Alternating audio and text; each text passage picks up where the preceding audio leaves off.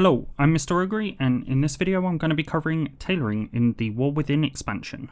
So if you want to know how to level tailoring or where the treasures are located, I've got you covered. So to start with, I want to go over one of the main changes that happened to tailoring in the War Within. That change is that we no longer have a common quality cloth. Instead, we have 3 uncommon quality cloths, one of which is found much more frequently than the other 2. The frequently found weaver cloth drops from humanoids around Khazalgar, and the textile treasures specialization can increase the drop chance and amount of cloth that drops. I only use weaver cloth in this guide, so I won't go into the others in this guide. The implications of not having a super common cloth is that you might not be able to buy as much off the auction house, and I can imagine that normal cloth is going to hold its value much better than they usually do. The next part I want to cover is how to actually level tailoring in the War Within. The first task is to find the tailoring trainer. They are located in Dornogal. Their name is Kotag. They're in the outer area of the foregrounds in the south of Dornogal.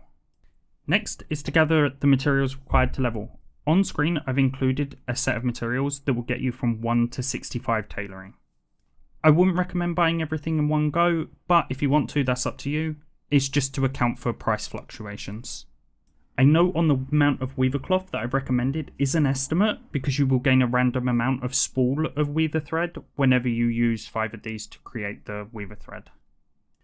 So you may need significantly more or less weaver cloth depending on your luck. Now that you have all your materials, we can start crafting. Just a quick note before this leveling path, it's not designed to get you as many knowledge points. The idea is to level you as quickly and as cheaply as possible to the max level. So, to start, you're going to want to be unraveling weaver cloth. This is the only recipe you'll get from the trainer. Want to do this until level 7.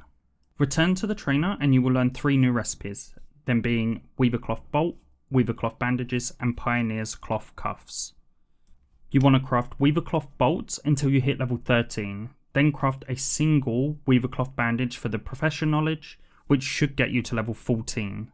You will need to unravel a lot more weaver cloth and create a lot more weaver cloth bolts. However, I suggest you wait and craft them in batches as you need them, instead of crafting all of them in one big chunk and potentially wasting materials due to multi-craft procs later on.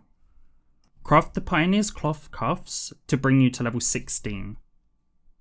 Then continue crafting weaver cloth bolts until you hit level 19. Return to the trainer and they should have a few new recipes for you.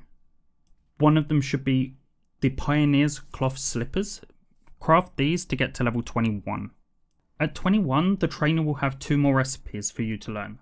The Pioneer's cloth robe and the Pioneer's perfected cord. If you craft both of these, you will get to level 25. Make sure you craft the robe, then the cord. The trainer will now have a huge amount of new recipes, and you're going to need to make sure you craft the next ones in the right order. That order is, you want to craft 2 exquisite weaver cloth bolts, then craft a Pioneer's perfected cloak, then a Pioneer's perfected leggings, then a weaver cloth tailor's coat, and a weaver cloth's chef's hat.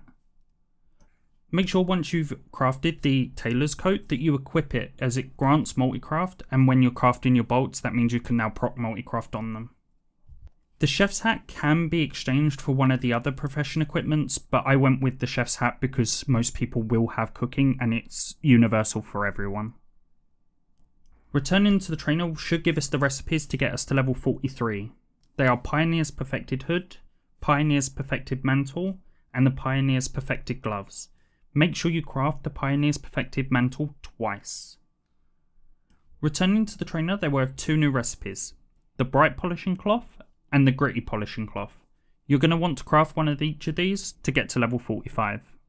At 45, the trainer will now teach you weaver cloth embroidery thread. This recipe gives guaranteed skill ups all the way until 55 and a high chance of skill ups until level 60. It'll turn grey at 65. I recommend crafting this until 65, as you will use these during crafting to get better ranked materials. It grants ingenuity on whichever recipe you put it on. And at this point, the trainer will have no more recipes that actually give you skill ups. The only recipes that will give guaranteed skill ups are crafted gear that require Spark of Omens to craft. These recipes are learnt through the knowledge points and the profession specializations. For this reason, I'd recommend putting 5 early points in the Threads of Devotion specialization, as this will unlock a subspecialization, which in turn unlocks another subspecialization, which will teach you one of these recipes. If you want the most options, I'd recommend your first subspecialization to be Weathering Wear, as this gives you access to 4 gear slots. It gives you access to the cloaks, boots, helms, and gloves, instead of only the 2 or 3 options of the other 2 wheels. If you do want to collect your own materials and want to put points into Textile Treasures, then I still recommend you put 5 early points in Threads of Devotion just to have access to one of these Spark recipes.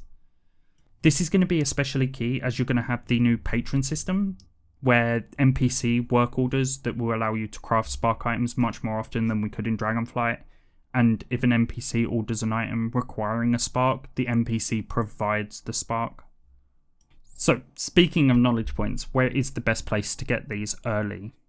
Following this guide, you're going to have quite a few from first time crafts. However, there are profession treasures in the War Within, and here are their locations. I've included waypoints on the screen and in the description below. The first 2 treasures are located on the Isle of Dorn. The first of these is the Dornogal Seam Ripper. It's located in the north of Dornogal in one of the buildings. It's a small knife on the table with a cat sitting next to it.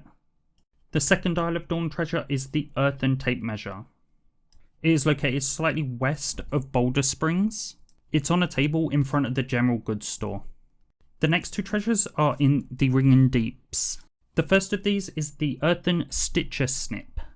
It's located in the Talok area of eastern Dornogal. Be wary, there are mobs here, so if you're low level and you've come down here early, just be careful, you will have to kill some mobs to be able to loot this.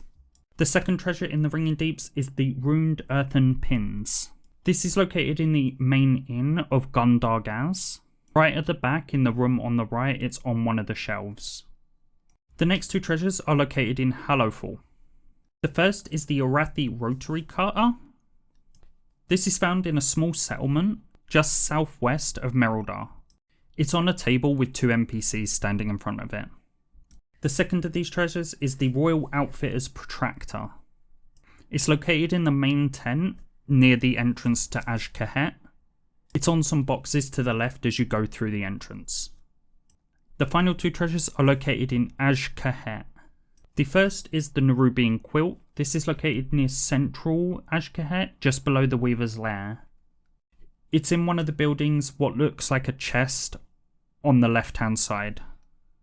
And the final tailoring treasure is the Nerubian Pincushion. It's located in the Umbral Bazaar of the City of Threads. If you have not completed the campaign up to the point of accessing the City of Threads, they may boot you out before you can actually access it. Like I said earlier, just to make things convenient, I've also included all of the waypoints in the description below. My final tip for tailoring is don't forget about Darkmoon Faire. While this is active, you can actually gain 2 skill points and 3 knowledge points by completing a short quest from Selena Dorman called Banners Everywhere. I do, however, recommend leaving this to as late as possible so that you get the most out of the skill points. And that's all I have for tailoring at the moment. If you found this guide useful, then please leave a like, and if you want to see more World of Warcraft content, then please hit that subscribe button. It means the world to me. Happy crafting.